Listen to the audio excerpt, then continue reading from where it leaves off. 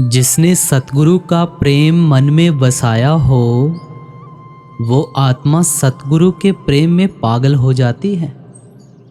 उसे ना जग की सुध रहती है, ना बुद्धि की परवाह। वो तो हर सांस में सतगुरु का नाम रटती है।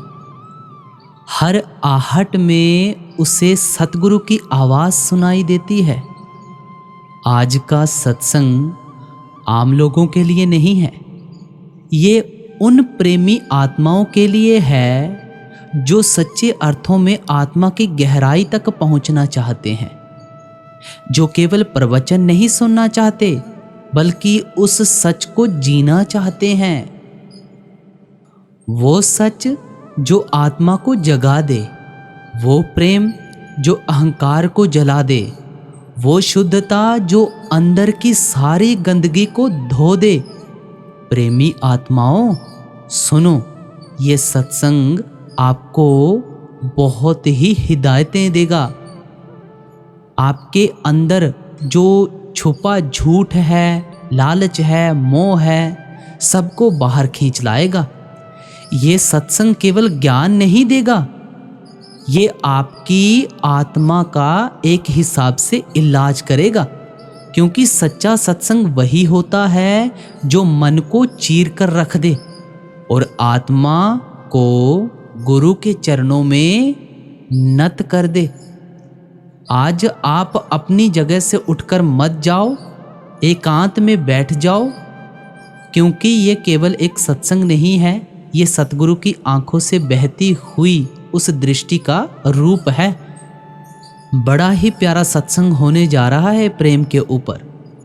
सो इसे ध्यान पूर्वक से एक एक लफ्ज को अपने तन और मन में बसाएं।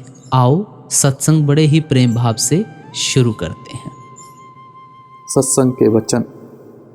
जिसनू प्रेम मन वसाए, साचे शब्द सहज सुभाए। परमार्थ में सबसे जरूरी बात भक्ति, प्रेम या इश्क है।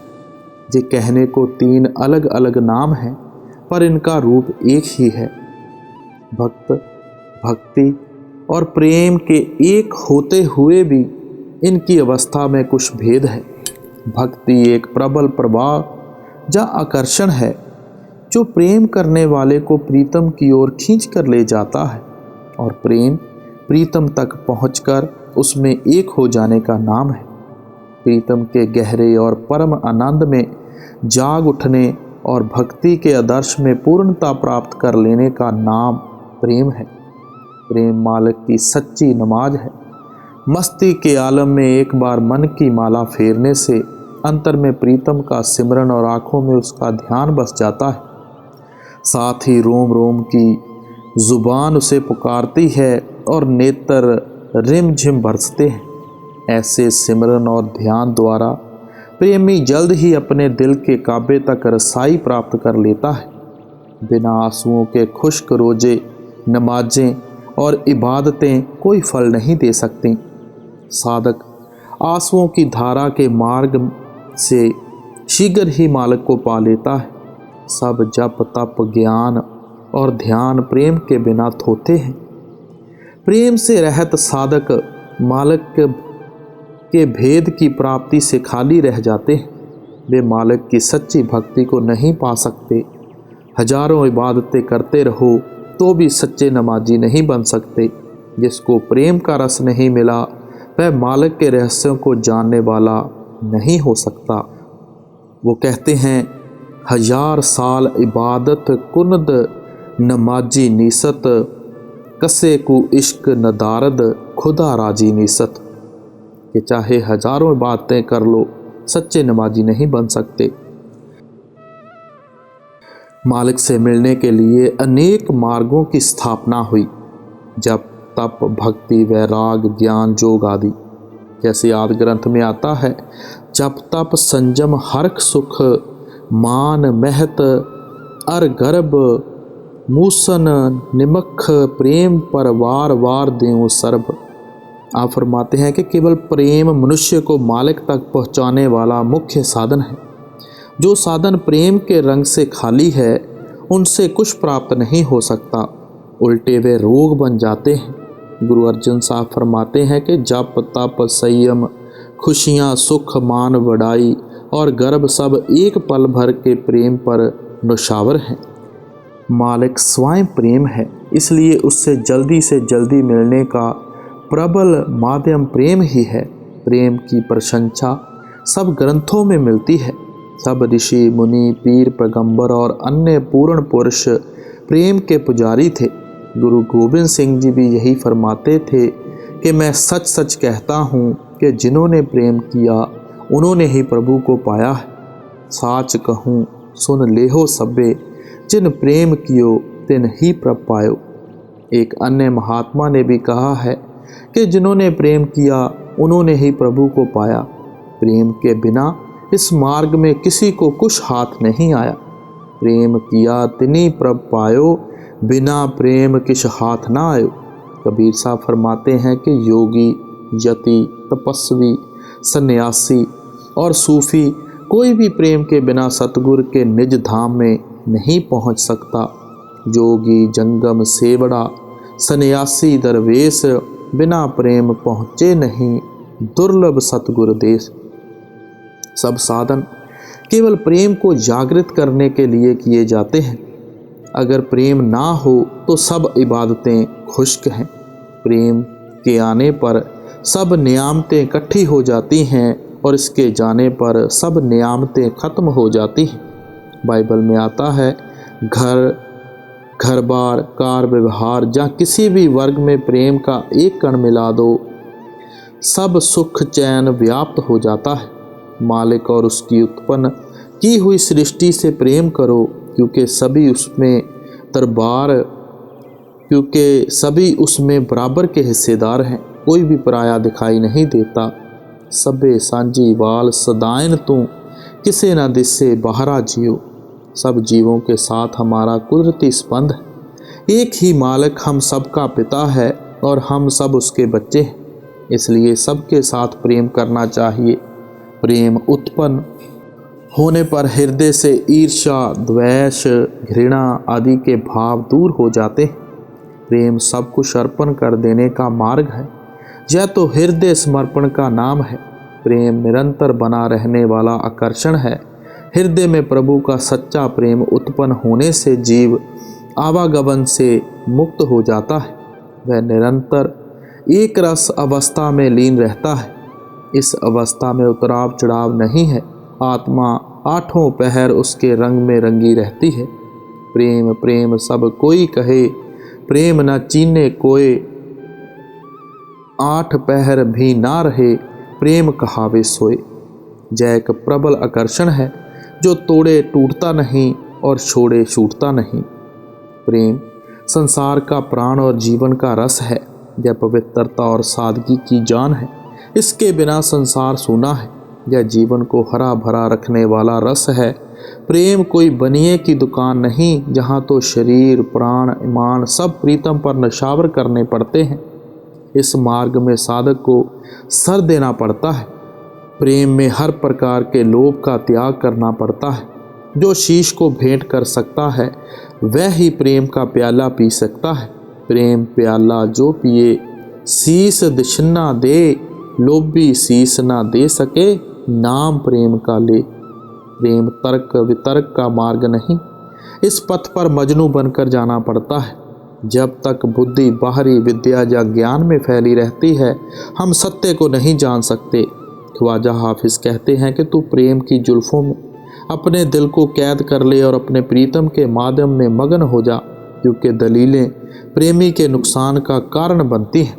दिल अंदर जुल्फे लैला बंद, ओ कारे इश्क मजनू कुन, किह इश्क रया जिया दारद, मुला मुकालते खिरद मंदी। प्रेम दो दिलों को एक कर देता है, फिर उनका अलग होना कठिन हो जाता है। जिस प्रकार दूध और पानी मिलकर एक रूप हो जाते हैं, दादू साहब फरमाते हैं, सच्चे इश्क की पहचान यह है कि आशिक मशूक के ध्यान में उसी का रूप बन जाए। आशिक मशूक हो गया, इश्क कहावे सोई, दादू उस मशूक का अल्लाह आशिक होई। ऐसे प्रेमियों पर मालिक भी आशिक हो जाता है। ऐसी अवस्था का फल जप तप व्रत और पूजा से ऊपर है, उनकी ज़रूरत नहीं रहती। सच्चा प्रेमी परम तत्व का पुजारी न रहकर परम तत्व का रूप बन जाता है। जो रसाई वर्षों तक अभ्यास करने से प्राप्त नहीं हो सकती, वह प्रेमी की आँखों से आंखें मिलाने से सहज ही प्राप्त हो जाती है। यह सच्चा मिलाप और योग है। परमार्थ में यही सब कुछ है। प्रेम एक ऐसा सरूर है जो हमें शरीर और इससे संबंधित पाप और पुण्य दोनों से ऊपर उठाकर प्रीतम के साथ अभेद कर देता है। जिसे मालिक के पवित्र दर्शनों की अभिलाषा है, उसे चाहिए कि पहले प्रेम रूपी जल से अंतर की गंदगी और मैल को धोकर पवित्र और स्वच्छ हो जाए। अब गुरु अमरदास जी भी यही फरमा रहे हैं। आपने बाणी शुरू की, जिसनु प्रेम मन वसाए, साचे शब्द सहज सुभाए, कि जितना शब्द का अभ्यास इन्होंने किया है उतना शायद ही किसी ने किया हो, इसलिए इन्होंने शब्द पर अधिक जोर दिया है और गुरु रामदास जी ने प्रेम पर जोर दिया है। अब महाराज जी सारी सृष्टि को पुकार पुकार कर कहते हैं कि जिसे प्रेम लेना हो उसको क्या करना चाहिए। सच्चे शब्द की कमाई। सच्चा शब्द कौन सा है जो हम बोलते हैं? क्या यह है? नहीं, यह वर्णात्मक शब्द है। सच्चा शब्द धुनात्मक है।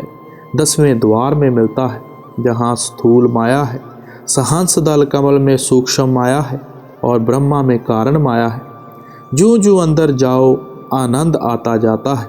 जिस तरह जूं जूं पहाड़ की तरफ जाओ ठंड होती जाती है, असली आनंद उस वक्त आता है जब रूह के ऊपर से स्थूल सूक्ष्म कारण तीनों शरीर मन माया उतर जाते हैं। उस समय इसका अपना नूर 12 सूरज का होता है। अब हम एक सूरज की तरफ मुंह नहीं कर सकते। फरमाते हैं कि अगर किसी को प्रेम लेना है कहाँ जाए? शब्द में, सहज समाधि में। वहाँ ऐसा आनंद है जिसकी कोई मसाल नहीं। वह शब्द इसके अंदर है। कुछ खर्च नहीं करना पड़ता, बाहर से लाना नहीं। वह प्रेम का खजाना है। एहा वेदन सोई जाने, अवर के जाने कारी जियो। अब आप फरमाते हैं कि कूंजों की सार वही जान सकता है जो कूंजों के साथ उड़े। इसी तरह उस लज्जत को, उस प्रेम को, उस कैफियत को वही जानता है जो अंदर जाए, शब्द को पकड़े, मालिक से मिले। जो अंदर ही नहीं गया वह क्या समझ सकता है? जब तक अंदर न जाए इसको कुछ पता नहीं लग सकता। दुनिया बाहर बैठी हुई है, ना अंदर गई, ना लज्जत ली, ना समझ आई। अब सवाल पैदा हुआ कि जे प्रेम की उत्पत्ति कैसे होगी? तो आप फरमाते हैं कि शरीयत या कर्म कांड हमारे लिए दाई का काम करते हैं। उनका ध्येय मालिक की प्राप्ति, मालिक के प्रति प्रेम पैदा करना है। वे रीतियाँ और साधन उत्तम हैं जिससे प्रेम की अग्नि प्रबल हो और उसमें धर्म, जात, कुल आदि सब भस्म हो जाए। गुरु रामदास जी फरमाते हैं कि वही जप तप व्रत और पूजा उत्तम है जिससे हरि के साथ प्रीत लग जाए। सो जप सो तप सा व्रत पूजा, जित हर स्यो प्रीत लगाए। नवधा भक्ति भाव 9 प्रकार की भक्ति के सब अंग प्रेम उत्पन्न करने के ही मुख्य साधन हैं। परमात्मा प्रेम है और आत्मा उसकी अंश है, इसलिए प्रेम प्रत्येक जीव में मूल रूप में उपस्थित है, पर आत्मा के पर्दों में ढके होने के कारण उसका प्रेम गुप्त है। प्रेम एक प्रकार की मानवनीय बिजली है जो प्रकट होते ही मन की संपूर्ण मालिन्यताओं को भस्म कर देती है। प्रेम आत्मा को पवित्र करके परमार्थ के हजारों वर्षों के मार्ग को पल में पार करवा देता है। इसके जागृत होने के 2 ही साधन हैं, मालिक रूप सतगुरु की बख्शिश और उसके बताए हुए साधन की कमाई।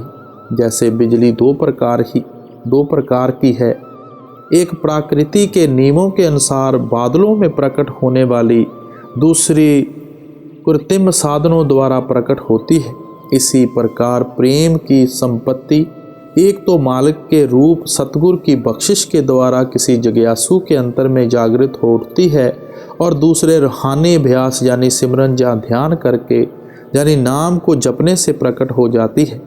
सिमरन और ध्यान के बढ़ने पर अंतर में श्रद्धा और प्रीत बढ़ती है, और उस नंद में लीन होना मालिक की प्रसन्नता का कारण बनता है, जिससे मालिक के प्रेम का सुरूर और रंग चढ़ता है।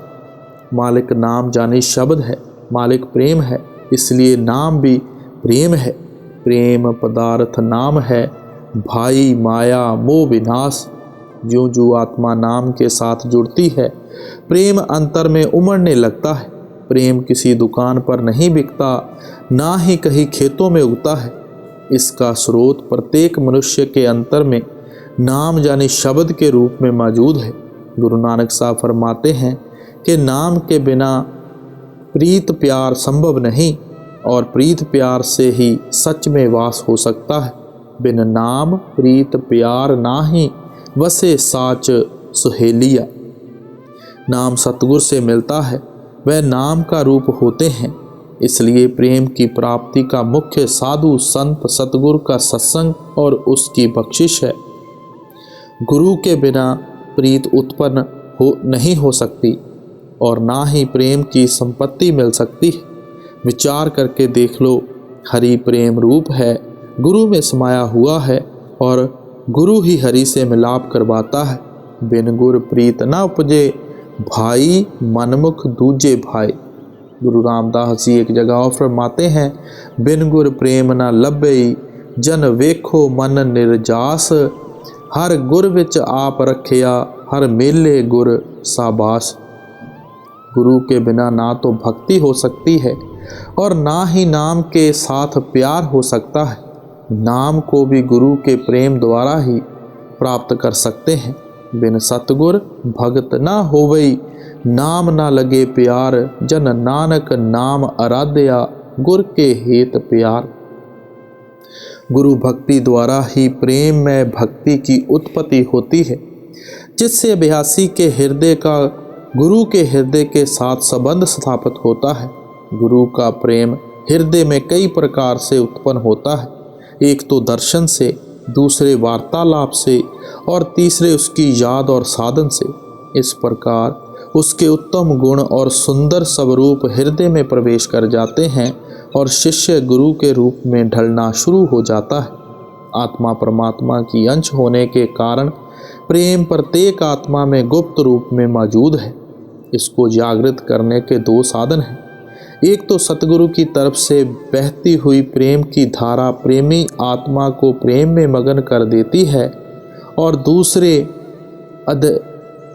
आध्यात्मिकता पर चलने से प्रेम का रंग चढ़ता है।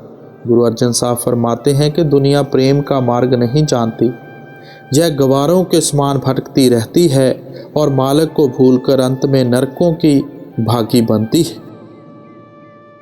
प्रेम और बुद्धि, प्रेम और सौंदर्य, प्रेम और ज्ञान, प्रेम और वैराग, प्रेम और मोह, प्रेम और काम, जिस्मानी प्रेम और आत्मिक प्रेम में क्या अंतर है और क्या संबंध है? प्रेम कितने प्रकार का है? प्रेम का नशा, प्रेम का स्वरूप और उसकी भावनाएं क्या होती हैं? प्रेम के क्या फल हैं? भक्ति कितने प्रकार की है? भक्ति क्यों करनी चाहिए? किस प्रकार करनी चाहिए? किसकी करनी चाहिए? भक्ति कहाँ से प्राप्त होती है? वह कौन से साधन है जिसके द्वारा भक्ति विकसित होती है? तो आप अगली कड़ी में फरमाते हैं, आपे मेल आप मिलाए, अपना प्यार आपे लाए। जिसके ऊपर परमात्मा की अति दया हो उसका ख्याल इधर आता है। आप ही वह सतगुरु को मिलाता है, आप ही उसके अंदर इच्छा उत्पन्न करता है, आप ही अपना मिलाप करता है। वह सच्ची दौलत है, जिस पर वह कृपा करे उसे मिलती है। अब सबसे पहले जो जिज्ञासु प्यार जब प्रेम में होता है उसके अंदर वैराग जागता है। जब प्रबल प्रेम जाग उठता है तो संपूर्ण संसार की इच्छाएं मिट जाती हैं और विषयों का नाश हो जाता है। लोक परलोक के किसी पदार्थ में रुचि नहीं रहती, दुनिया और दुनिया के पदार्थों की ओर से मुंह मुड़कर अपने सृजनहार करतार के विजोग में विलाप करने और उसके प्रेम में जाग उठने का नाम वैराग है। मन बैराग भया दर्शन देखने का चाव। जब वैराग उत्पन्न होता है तो संसार का मोह अलोप हो जाता है और प्रेमी संसार से उपराम होकर मालिक के प्यारों की संगत के लिए व्याकुल हो जाता है। वैरागी प्रीतम के सिवाय और सब वस्तुओं का त्याग करके परमात्मा रूपी प्रीतम में लीन हो जाता है। शरीर को आधार देने वाली वस्तुओं का केवल जिंदा रहने के लिए प्रयोग करना और आत्मा को आधार देने वाले तत्वों की ओर रुचित रहना ही सच्चा वैराग है। सच्चा वैरागी संसार में रहते हुए उससे उपराम रहता है। इसको इसके त्याग की जरूरत नहीं। वह संसार में रहते हुए सब संसारिक पदार्थों में मालिक का जलवा देखता है। वैराग तो अपनी आत्मा और अंतकरण को संसार और उसके पदार्थों के प्रेम से विकृत करने का नाम है। जो लोग बगैर सोचे समझे संसार का त्याग कर देते हैं वे शांति नहीं पाते। ऐसे लोग फिर से संसार में आस्कित दिखाई देते हैं। मनुष्य को चाहिए कि संसार में मात्र निर्वाह के लिए परिवर्तित हो और आत्मा को नाम, गुरु और मालिक से जोड़कर अपने अंतर में दिन प्रतिदिन उसका प्यार बढ़ाता जाए। जैसे जैसे उनका प्यार बढ़ता जाएगा वैसे वैसे अंतर से दुनिया का प्यार कम होता जाएगा। वैराग और त्याग में अंतर है। वैरागी त्याग का मोहताज नहीं, वह संसार में रहते हुए भी वैरागी हो सकता है। वैराग की दौलत से खाली रह सकता है। परमार्थ की प्राप्ति के लिए त्याग नहीं बल्कि वैराग जरूरी है। सतगुरु के मिलाप और गुरु भक्ति द्वारा शिष्य सहज ही सच्चा वैरागी बन जाता है। इसको घर बार का त्याग करने की जरूरत नहीं रहती। जब उसे अंतर में आत्मिक आनंद प्राप्त होता है तो अन्य सब रस फीके पड़ जाते हैं। चाहे वह दुनिया में रहता है पर अंतर में दुनिया के साथ बंधा नहीं होता। सतगुरु शिष्य को सुरत शब्द जोग की पूर्ण युक्ति प्रदान करके गृहस्थ में ही उदास रहने की युक्ति सिखा देते हैं। शिष्य संसार का कार्य व्यवहार करते हुए भी मुक्ति प्राप्त कर लेता है। नानक सतगुर भेटिए पूरी होवे जुगत, हंसदियाँ खेलदियाँ पैनंदियाँ खावदियाँ विच्चे होवे मुक्त। संत महात्माओं ने घर बार का त्याग नहीं किया। वह संसार का कार्य व्यवहार करते हुए अंतर में नाम के सहारे सच्चे वैरागी बने रहे। गुरु प्रेम द्वारा हरि रंग में डूबा हुआ शिष्य संसार से निर्लेप होकर सच्चा वैरागी बन जाता है। जिसको मालिक से मिलने की प्रबल चाह और गहरी लगन है वह मालिक के बिना नहीं रह सकता। उसके सब स्पंदन ढीले पड़ जाते हैं। ऐसे मनुष्य को वैरागी कहा जाता है। अब मुक्ति कैसे होती है? संत स्वयं मुक्त होते हैं। उनकी शिक्षा को धारण करके जीव सहज ही मुक्ति पा लेता है। पूर्ण पुरुषों की सेवा और ध्यान द्वारा जीव मुक्ति प्राप्त कर लेता है। आप मुक्त मुक्त करे संसार, नानक तिस जन को सदा नमस्कार। गुरु अमरदास जी भी एक जगह कहते हैं, मुक्ते सेवे मुक्ता होवे। मुक्ति का अर्थ है बंधनों से आज़ादी। गुरु और मालिक के साथ जुड़ने से सब रस फीके पड़ जाते हैं और मन उनसे बेताल्लुकात हो जाता है। ताल्लुक में अनासकत होना संतों की सच्ची मुक्ति है। मुक्ति निपट कल्पित आदर्श नहीं, यह एक वास्तविक अवस्था है जो नाम के अभ्यास द्वारा प्रेम की संपत्ति प्राप्त होने से सहज ही मिल जाती है। मालिक के प्रेम के रंग में लीन होने से और उसके दर्शन से मन तृप्त हो जाता है और साधक मुक्ति की चाह से भी ऊपर उठ जाता है। प्रेम की सार सोई जाने, जिसनु नदर तुम्हारी जियो। अब प्रेम की सार कौन जानता है? जिसके ऊपर मालिक की दया हो। एक स्त्री किसी पुरुष से प्रेम करती है तो वह ससुराल की लाज छोड़ देती है, पीहर की लाज छोड़ देती है, सब लोक लाज छोड़ देती है। जिसके अंदर सच्चा प्रेम है फिर वह लाज वाज क्यों रखेगा? दिव्य दृष्ट जागे भरम चुकाए, गुर प्रसाद परम पद पाए। अब आप फरमाते हैं कि जो शब्द की कमाई करेगा उसके अंदरूनी पर्दे उतर जाएंगे, अंदर प्रकाश हो जाएगा, दिव्य दृष्टि अर्थात गैब की आँख खुल जाएगी, जितने भ्रम हैं सारे मिट जाएंगे, ज्ञान हो जाएगा। लेकिन यह सब बातें तब प्रकट होंगी जब यह सतगुरु की आज्ञा मानेगा। मगर मन बेईमान है, वह इधर आने ही नहीं देता, बल्कि कोई ना कोई अड़चन डालता रहता है। सो जोगी ये जुगत पछाणे, गुर के शब्द विचारी जियो। जो गुरु के शब्द लेकर उसकी कमाई करे और इस अंदरूनी पर्दे को खोलने का यत्न करे, वह योगी है। यूँ तो योगी बहुत मिलते हैं। योग के अर्थ है जुड़ना।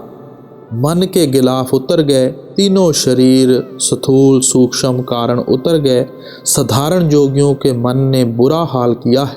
अब बतलाते हैं जो जहाँ पहुँचे वह जोगी हैं। संजोगी धन फिर मेला होवे, गुरमत बिचों दुर्मत खोवे। यह रूप और शब्द का मिलाप है, क्योंकि परमात्मा हमारा पति है। कोई संजोग हो तो स्त्री और पति का मिलाप हो, अर्थात रूह और परमात्मा का मिलाप हो। कहते हैं जो मन मत हैं उसे निकाल दो, जो गुरमुत हैं उसे रख लो। मगर मन गुरमुत को नहीं लेता, गुरमुत कड़वी है। रंग स्यों नित रलियां माणे, अपने कंत प्यारी जियो। जब रूह का परमात्मा के साथ मिलाप हो गया, रूह सुहागिन हो गई, फिर कौन आए और कौन जाए।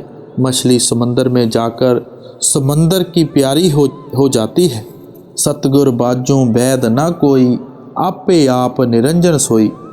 अब कहते हैं कि संसार रोगी नाम दारू, मैल लागे सच बिना।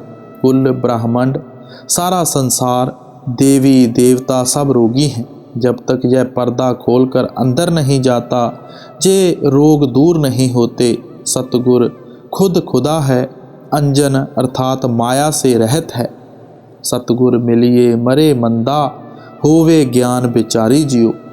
अगर सतगुर मिल जाए सारी बुराइयां मर जाती हैं, अंदर शांति आ जाती है, अंदर शब्द प्रकट हो जाता है, अंदर ज्ञान प्रकट हो जाता है।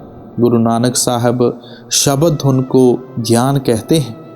ये शब्द सार जिसनू लाए, गुरमुख तृष्णा भूख गवाए। अब जहाँ वर्णात्मक शब्द है, आगे अनहद शब्द है, वहाँ पहुंचकर आशा मनसा मर जाती है, सारी भूख मर जाती है। जहाँ दूसरे शब्दों में यूँ कह दो कि जिसको सतगुर मिल जाए उसकी आशा तृष्णा सारी मिट जाती हैं। आपन लिया किशना पाइए, कर कृपा कल धारी जियो। सारे देवी देवता नदी पर्वत खंड ब्रह्मांड पार ब्रह्मा कुल मालिक सब इसके अंदर है, लेकिन कुंजी पास नहीं। अगर कुंजी अपने हाथ हो तो सतगुरु के पास जाने की क्या ज़रूरत है। जब तक वह परमात्मा कृपा करके गुरु से नहीं मिलाता, तब तक कुछ नहीं मिलता। अगम निगम सतगुरु दिखाया, कर कृपा अपने घर आया। जहाँ मन और बुद्धि की पहुँच नहीं, जहाँ वेदों शास्त्रों की पहुँच नहीं, सतगुर इसको वहाँ ले जाते हैं। सतगुर अगम निगम के पर्दे खोलकर सचखंड ले आया। सारे भ्रम मिट गए, आना जाना समाप्त हो गया। अंजन माहे निरंजन जाता, जिनको नदर तुम्हारी जियो। अंजन कहते हैं माया को। माया के अंदर ही निरंजन मिल गया। निरंजन अर्थात माया से रहत मालिक किसकी कृपा से मिला? तो आप फरमाते हैं सतगुर की। गुरमुख होवे सो तत् पाए, अपना आप विचों गवाए। कमाई करके अहम भाव मिटा दे, इसमें अहम भाव का लेश जरा भी ना रहे, गुरमुख बन जाए। नहीं तो यह दौलत है तो सबके अंदर, परंतु लेता कोई नहीं। बाहर कौड़ी कौड़ी मांगता मर गया, ना दौलत ली ना मालिक के साथ मिलाप हुआ। इसके लिए गुरमुख बनने की ज़रूरत है, खुद ही को मिटाने की ज़रूरत है। सतगुर बाजों सब धंध कमावे, वेखो मन विचारी जियो। विचार करके देख लो, बिना सतगुरु राह नहीं मिलता, बिना सतगुरु कोई ले जाने वाला नहीं। बिना सतगुरु के सब लोग व्यर्थ धंधों में उलझे हुए हैं, पीट रहे हैं। एक ब्रह्म भूले फिरे अहंकारी, एक ना गुरमुख हौमे मारी। सच्चे शब्द रत्ते वैरागी, होर भरम भूले गवारी जियो। अब आप फरमाते हैं कि जो गुरमुख बन गए, उन्होंने अहम को, हौमे को बाहर निकाल दिया, अंदर रोशनी हो गई, पर्दा खुल गया, मालिक मिल गया। जिन्होंने नाम को पकड़ा, यह उसका हाल है। अगर पहले जैसी ईर्ष्या, शत्रुता, घृणा और जलन रही तो खाली के खाली मर गए। जिन्होंने शब्द की कमाई कर ली, शब्द से प्रेम कर लिया, वह प्रेमी हैं, खरे हैं। सौभाग्य से मनुष्य जन्म मिल गया, सतगुर मिल गया, शब्द मिल गया, और क्या चाहिए। अगर समुंदर के पास आकर भी प्यासा रहे तो समुंदर का क्या कसूर। जिन्होंने गुरु के पास आकर नाम लेकर उसकी कमाई नहीं की तो इसमें गुरु का क्या कसूर है। गुरमुख जिनी नाम ना पाया, मनमुख बिरथा जन्म गवाया। जो गुरमुख नहीं बने वे जहाँ यूं ही बेकार आए। जैसे बिल्ली कुत्ते पेट भर के चले गए, ऐसे ही वे भी रहे। उनकी रूहें मन की गुलाम हैं। जो मन ने कहना है उन्होंने वही करना है। आगे बिन नामे को बेली नाही, बूझे गुर बिचारी जियो। आगे परमात्मा की दरगाह में नाम के बिना कोई घुसने नहीं देता। करोड़ों तीर्थ व्रत तप दान करो, वहाँ कोई मूल्य नहीं। ऐसा नहीं कि कुछ भी नहीं मिलता। स्वर्ग वैकुंठ मिल जाते हैं, लेकिन वे भोग कर फिर दुनिया में आना पड़ता है। बिना नाम इसका कोई बेली नहीं, कोई सहायक नहीं। गुरु नाम गुरु से मिलता है और कमाई इसने आप करनी है। अमृत नाम सदा सुखदाता, गुर पूरे जुग चारे लाता। सारे सुखों के देने वाला अमृत रूपी नाम इसके अंदर है। यह कानून नया नहीं। गुरु नानक साहब, कबीर साहब, तुलसीदास, स्वामी जी महाराज कोई नया नहीं लाए। जब गुरु मिले वह नाम दे या पर्दा खोले, तब वह अमृत मिलता है। जब तक गुरु ना मिले तब तक कुछ भी पता नहीं लगता। यह कानून चारों युगों से चला आता है, कोई नया नहीं, सबके लिए यही है। गुरु नानक साहब कहते हैं, आद सच सबसे पहले वही था, जुगाद सच जब युग बने तब भी वही था, है भी सच अब भी वही है, नानक होसी भी सच होगा भी वही। सब यही कहते हैं, जित तू देवे सोई पाए, नानक तत् बिचारी जियो। अब अपनी आखिरी कड़ी में गुरु साहब फरमाते हैं कि अब परमात्मा के आगे विनती करते हैं कि जिसको तू दे वह ले सकता है, वही मालिक के साथ मिल सकता है। जब सतगुर मिल जाए तो इसको भी कुछ करना चाहिए। सुखों के देने वाले अमृत रूपी नाम इसके अंदर है। यही तरीका चारों युगों से चलता आ रहा है। यही गुरु नानक साहब, कबीर साहब कहते आए हैं। कोई नया नहीं, बस आज इतना ही काफ़ी है कि हमें विनती करनी आ जाए। विनती या प्रार्थना का असल भाव अपने ध्यान को हर तरफ से हटाकर कुल मालिक की ओर मोड़ना है। विनती और अरदास का अर्थ अपनी तुच्छता और निर्बलता को स्वीकार करना है। विनती और प्रार्थना का अर्थ कुल मालिक की शरण लेना है और अपने आप को बिना शर्त उसके हवाले कर देना है। निर्बल की सबसे बड़ी शक्ति उसकी अरदास है। निर्बल का सबसे बड़ा बल उसका अपने आप को कुल मालिक के सुपुर्द कर देना है। समर्पण ही सच्ची अरदास है। सतगुर का असल स्वरूप शब्द है और परमात्मा का असल स्वरूप भी शब्द है। इसलिए संत सतगुरु के बताए हुए उपदेश के अनुसार मन को भजन सिमरन में लगाना और मन आत्मा को आँखों के पीछे एकाग्र और स्थिर करके अंतर में शब्द में लीन करना ही प्रभु और सतगुरु के आगे की गई सच्ची अरदास है। यह अरदास कुल मालिक की दरगाह में फ़ौरन सुनी जाती है। बाबा जैमल सिंह जी महाराज अपने पत्रों में लिखते हैं कि जब कोई साधक ध्यान को शब्द से जोड़ता है तो फ़ौरन सचखंड में उसकी खबर हो जाती है। बाकी हर किस्म की अरदास इस सच्ची अरदास तक पहुंचने के लिए ही की जाती है। सो गुरु प्यारी साख संगत जी, आज के इस छोटे से शब्द में हमने प्रेम, प्यार, ध्यान, मुक्ति के बारे में सुना और समझा, और आखिर में हमें गुरु साहब ने विनती का पाठ सिखाया कि विनती किसे कहते हैं और कैसे करनी चाहिए। तो हमें भी चाहिए, अगर गुरु से नाम प्राप्त हो चुका है तो उस नाम के आगे अरदास करें, दिन रात भक्ति करें, ताकि उसकी सच्ची दरगाह में हम पहुंच सकें। राधा स्वामी जी।